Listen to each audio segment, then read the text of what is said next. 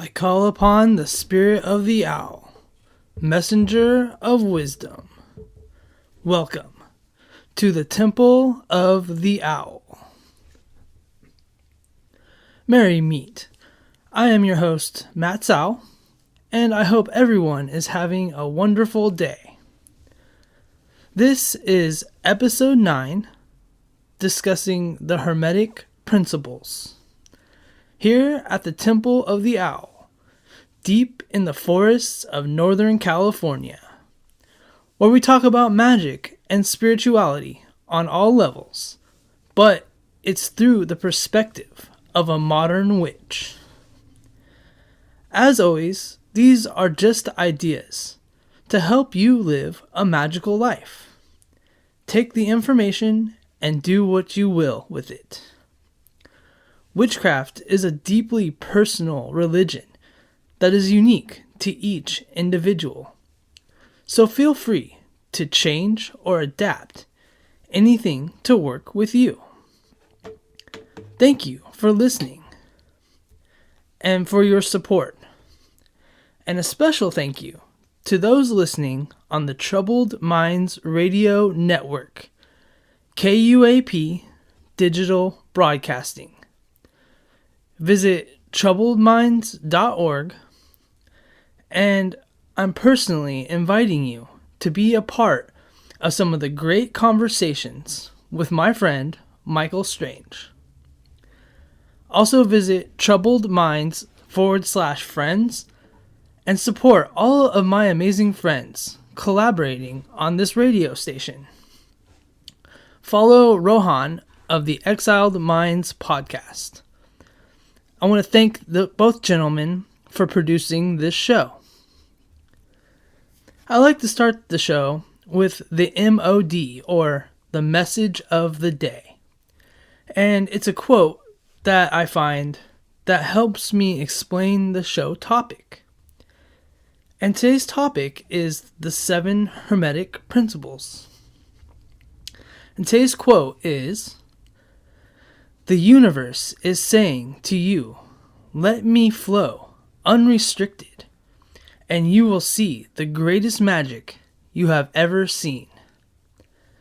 And that's by Klaus Johel. And I feel that because there is so much to this world that we can't see, and letting the energy flow through us is better than trying to force or focus on this, make it easy as letting go and letting it flow through us, then force the energy that maybe isn't right for us. Where I'm going with this is we can learn magic, but without a solid foundation, it's hard to get anywhere. When people talk about magic, they are usually talking about movie magic or sleight of hand magicians, which is fun, but not what we are talking about here. I believe science needs to catch up, but we can also use science to explain these things. And I like to use the 7 Hermetic Principles. There are many laws to the universe, but I like to use these 7 to explain how magic works. You don't have to know how a car works to drive one, and lots of people do spells without even knowing how it works. Magic theory helps us learn and study the laws of the universe and understand them. Sir Isaac Newton named the law of gravity, but gravity existed before he gave it a name. There are many versions of the Hermetic laws, but in the book, The Kybalion, the work of 3 initiates agreed on the laws made by Hermes Trismegistus, the thrice great. He was a master teacher of magic, philosophy, alchemy, the arcane arts, and wisdom dating back to Greece and Egypt. No one really knows if he was a real man or some sort of god or a myth. Hermes was a Greek god that was the messenger of wisdom. Mercury to the Romans. He could travel freely between the worlds, just like a shaman. The Egyptian god attributed to the scribe or the messenger of the gods is Thoth. And in Christianity, it is the Archangel Gabriel, the messenger that told Mother Mary she was pregnant with Jesus of Nazareth. Perhaps they were seeing the same God, the archetype of the messenger god. Hermes was also a master alchemist, and his work was written on emerald tablets. I believe alchemy is not so much about transforming base metals into gold, but the transformation of material to spiritual.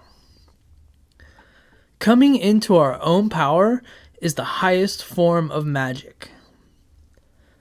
The Seven Hermetic Principles, often associated with the teachings of Hermes Trismegistus, are foundational concepts in many esoteric and mystical traditions.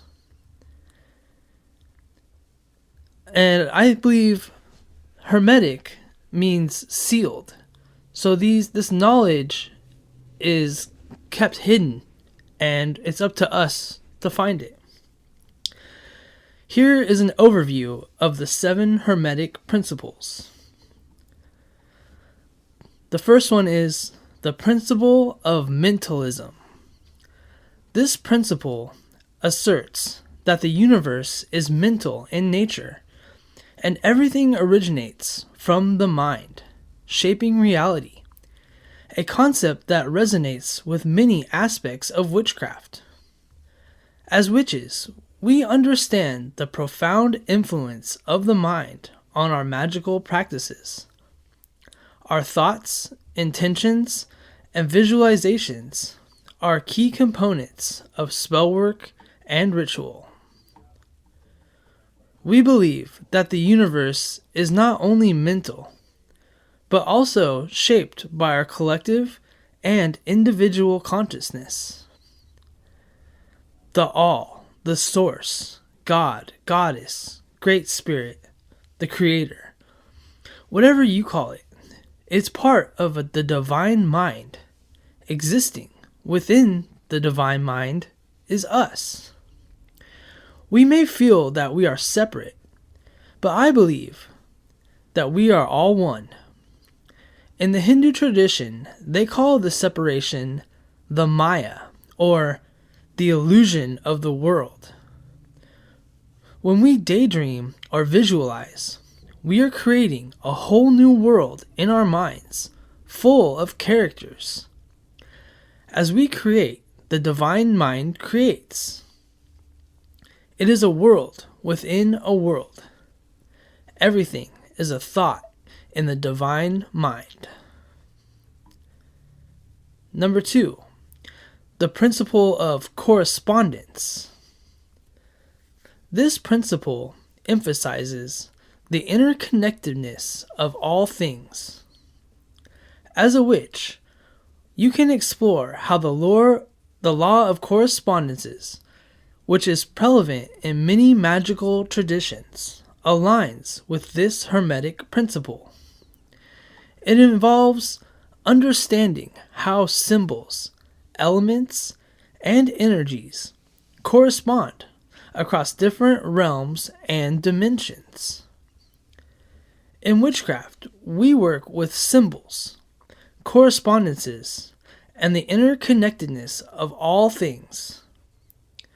Whether it's associating herbs, crystals, or colors with specific intentions, or understanding the links between the microism and the macroism. The law of correspondence is integral to our craft. As above, so below. Cycles and patterns repeat infinitely.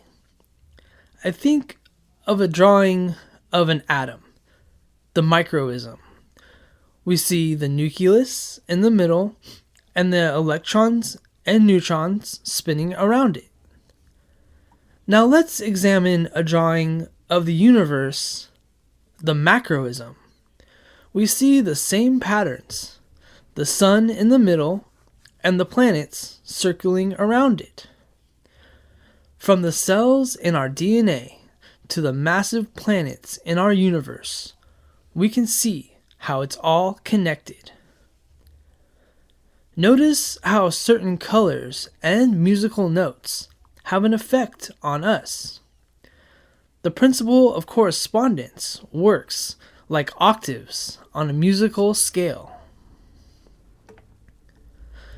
The third principle is the principle of vibration. This principle relates to the use of sound and vibration in witchcraft, such as chanting, drumming, and using musical instruments in ritual. Explore how raising and directing energy through vibration is an essential part of spellwork and manifestation. Sound and vibration play a significant role in our ritual and magical workings. Chanting, drumming, and the use of sound instruments are common practices for raising and directing energy. We align with the idea that everything vibrates at its own unique frequency. The principle of vibration states, nothing rests, everything moves, everything vibrates. Even when something looks still, it is not. We know that on a quantum level, tiny particles, electrons, are vibrating and moving. The denser the matter, the less space the atoms are bouncing off each other. When you meet someone you don't like, you say they give off bad vibes.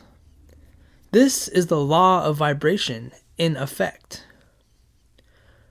Burning cleansing incense raises the vibration of the space. You can raise your vibration through intent. Remember your positive affirmations? If you vibrate with positivity, prosperity, and health, the vibrations resonate to the vibrations you send out. Likewise, if you resonate hate, negativity, and unhappiness, the resonance stays the same. Choose to vibrate in harmony with the things that make you happy and healthy. The path of the magician makes us constantly raise our vibration. Up next, the principle of polarity. The concept of polarity and duality in witchcraft, such as the balance between light and dark, masculine and feminine energies, and the concept of the witch's pyramid. Finding and maintaining balance is integral to magical practice. Witches embrace the concept of polarity and the interplay between opposites. We recognize the balance between light and dark, the masculine and feminine energies, and the importance of finding equilibrium in our magical endeavors. Everything is dual. Everything has a pair of opposites. I like to think of the symbol of the yin-yang. We have divided into two poles, the words light, day, positive, good, and male, on one side, and their opposites, dark, negative, night, evil, and feminine, These are the absolutes. But a witch can see the spectrum of colors in between the good and the bad. Right and wrong are so much easier to understand when looking at all the points in between. We understand that there are many aspects between good and bad, and the scale depends on the individual and the points that we assign them in the principle of polarity. The earth and sky are a great way to understand this law. Up next, the principle of rhythm. This principle emphasizes the cylindrical and rhythmic nature of the universe. In witchcraft, we can see how the phases of the moon, the seasons, and the wheel of the year play a significant role in spellwork and rituals, aligning with the concept of rhythmic cycles. Our practices are intimately tied to the natural rhythms, the phases of the moon, the changing of the seasons. The cycles of life and death are fundamental aspects of witchcraft. We work in harmony with these rhythms to amplify our magical intentions. This law states that everything has a range and it flows. Everything has tides, and we can see how the phase of the moon not only affects the tides, but also people. On a bigger scale, the changing of the seasons affect people as well. Have you noticed certain seasons you feel powerful, while others you feel drained and sluggish? Becoming aware of the rhythms of these cycles can help you understand not only the universe, but ourselves. We all change and go through cycles. We go from child to adult and eventually grow old. These are the bigger cycles. The ancients knew about the bigger cycles of the sun, and it is depicted in the Mayan calendar. Up next, the principle of cause and effect. This principle relates to the law of karma and the ethical court considerations in witchcraft. The intention and energy put into magical workings can have consequences, and practitioners often work with the understanding of cause and effect. Karma and the law of the threefold return are concepts that align with the Hermetic Principle of cause and effect. We understand that our actions in the magical realm, just as in the mundane world, can have consequences, and we strive to act responsibly and ethically. Every action has an equal and opposite reaction. Every cause has an effect, and every effect has its cause. Things that we call coincidences have a cause somewhere. Everything that happens in our lives happens for a reason. One thing leads to another, and it causes these chain of events that play out in our lives. Our thoughts and intentions go out into the universe and come back to us. As the energy travels, it gains inertia and returns more powerful. Witches call it the threefold law. What you put out comes back to you 3 times, good or bad. The important thing here is that the energy is always amplified. When pain and anger come back to us threefold, we learn from our mistakes, and we try our best not to let it happen again. This reminds me of the Wiccan Rede. sounds a lot like the golden rule of Christianity. The Wiccan read is, do what thou will, harm none. And the golden rule is, do unto others as you want done to you. It tells us to take responsibility for our actions because they cause an effect. A code of behavior which is agreed upon by all witches. Next is the principle of gender. Let's delve into how the concept of gender in the Hermetic Principles goes beyond biological gender and relates to the idea of masculine and feminine energies within all individuals. This principle is reflected in the concept of the god and goddess in many witchcraft traditions and how it plays a role in magical work. Witches recognize the duality of gender and the presence of both masculine and feminine energies within ourselves and the universe.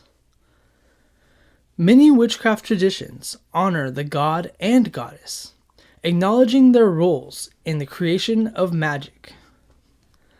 The concept of gender extends beyond physical forms and encompasses the balance of energies. Witches recognize the masculine and feminine in all things.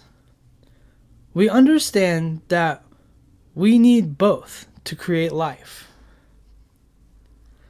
The only thing that makes us male and female is the X and Y chromosome.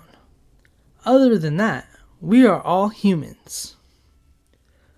Mystical symbols like the sun and the moon have male and feminine qualities, and we can see the divine masculine and feminine powers in all things. This is a summary of the 7 Hermetic laws. I hope you will do more research on your own if you're interested in these topics. I use these laws to explain magic on a scientific level. There are many other magical laws we follow, such as the law of synchronicity, the law of association, the principle of triplicity, and the law of symbolism. I hope you guys can take this information and apply it to your life. And may you live a magical one. Thank you for listening to the Temple of the Owl. This is Matt's Owl. Remember to like and support the Troubled Minds Radio Network, KUAP Digital Broadcasting. Until next time, blessed be.